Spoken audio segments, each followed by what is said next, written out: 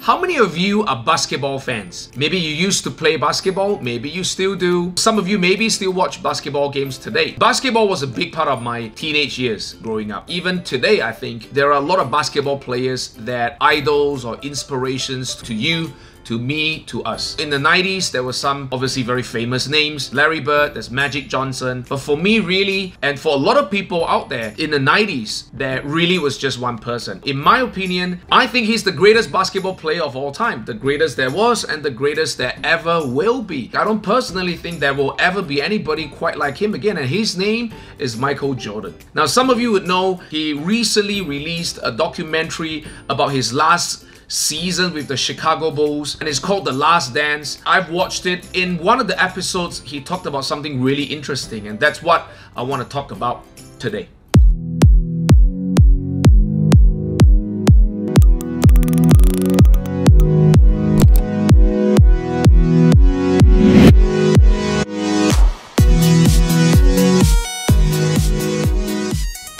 Welcome back to another episode of Leadership and Success Coaching. Thank you all very much for supporting this channel.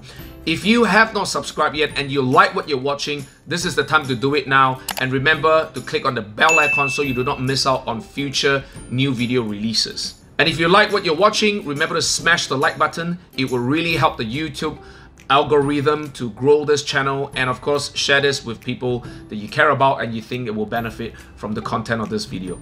Now, without further ado, let's go back to what we were talking about. So what about you? Who's your idol and inspiration? Who do you think is the greatest basketball player of all time?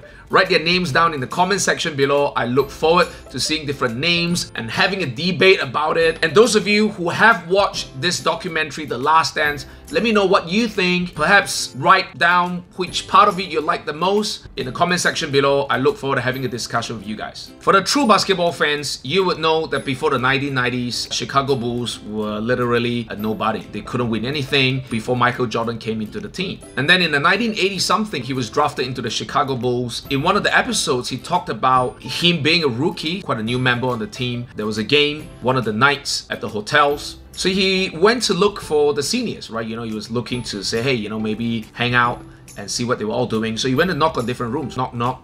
Nobody's there. Go to the next one. Knock, knock. Nobody's there. Knock, knock. Nobody's there. And all of a sudden, he went to one room and then, you know, he knock, knock. And then he was like, he could hear people talking inside. It's like, shh, who's that? And it's Michael. So, oh, you know, he's the new guy. So come on in.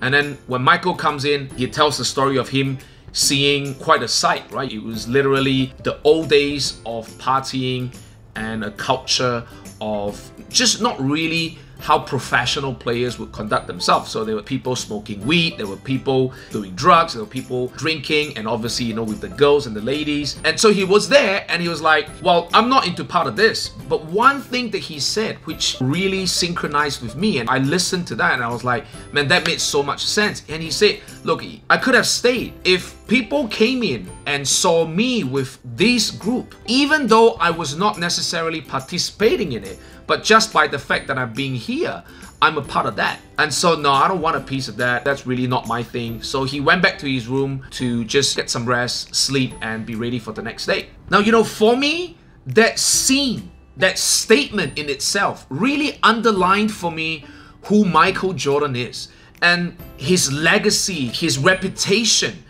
of being the absolute best. It was the same with another documentary that I was watching. It's about Alex Ferguson. On the title of the video by BBC, it's called The Secrets to Success. They were interviewing possibly the greatest football coach ever. Sir Alex Ferguson asked him different things about what he did, the kind of changes and his management style and all that. And he talked about a very important part of how he created success in Manchester United and how he turned Manchester United from a team that couldn't win anything into the team that won so many trophies and dominated the game for so many years. And the key word is discipline. He talked about how discipline is the absolute foundation of everything, not just in football or football teams, but in organizations, in any form of sports teams, and in anything you do.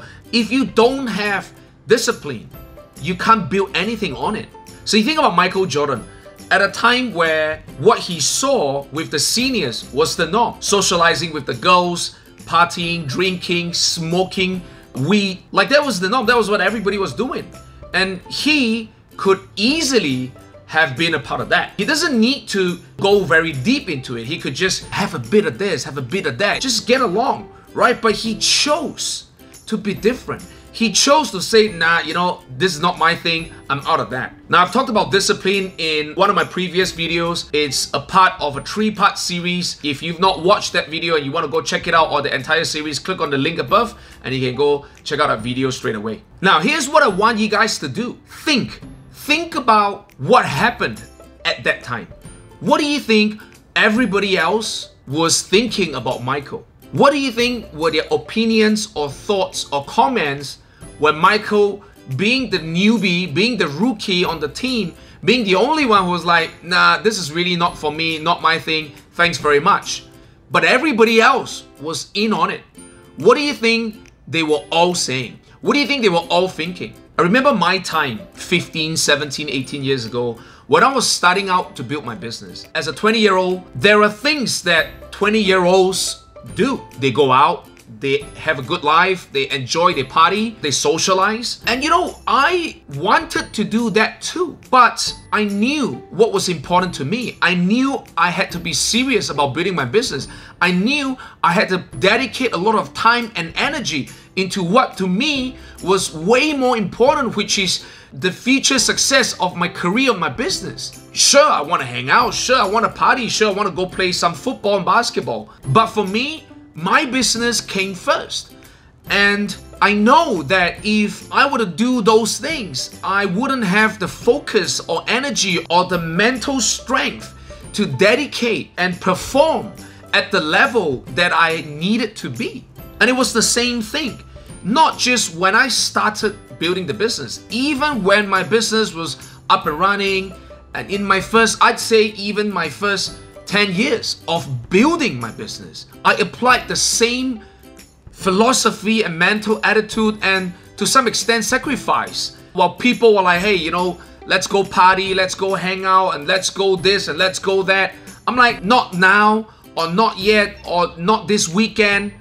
That was what I did. That was my choice. And again, guys, don't get me wrong. I'm not saying no partying, no hangout, no socializing, no sports, no friends. I'm not saying that. I'm just saying there are people who have an excessive, I don't know, or habitual desire for those things. They just go party all the time. They need to socialize, they need to go on, they gamble, and they spend all this time and all this money and all this energy on all these things, when really what they should be doing is focusing on their personal health, on their focus, on their business, on building their career. But of course, at that very moment, what do you think they said? What do you think they felt? What do you think were their comments? At that point in time, nobody would know that in the next 10 years, Michael Jordan will go on to cement his place as the greatest basketball player of all time, because of his attitude, because of his choices, because of where he chose to put his energy and time and focus into.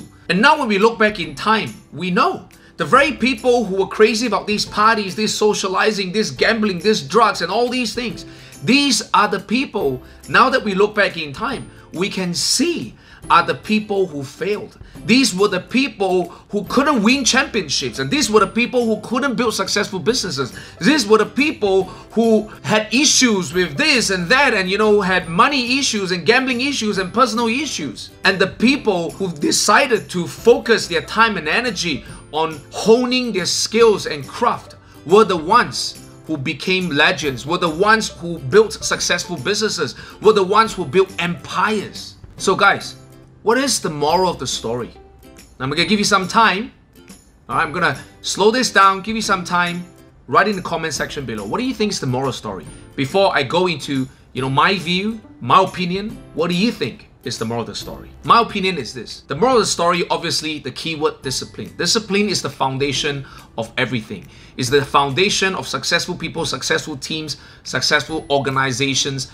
You have to build a culture of discipline into your business, into your teams, if you want to win. And as an individual, you have to realize the power of self-discipline, of making the right choices, of what you do, where you spend your time, energy, and focus on. It's actually really easy, in fact, much easier to succumb to distractions, to succumb to the demands or social pressure and go with everybody else, to do what everybody else is doing, to be like everybody else. It's actually much easier to be that. But it takes real strength and real character to be independent, to stand out from the crowd, to make independent decisions, to focus on the things that you need to focus on, and that only you will know. Now remember, at the very point where you make the tough call or you make certain difficult decisions, yourself and the people around you may not necessarily see the results or understand the choices you've made. But if you give it enough time and you give it enough attention and focus and energy, you will see the right results, just like Michael Jordan did, just like I did, and just like a lot of other successful people did. Alright guys, this is all the time we've got for today. I hope you enjoyed this video. Remember to smash the like button, and as always, I will see you all next time. Take care.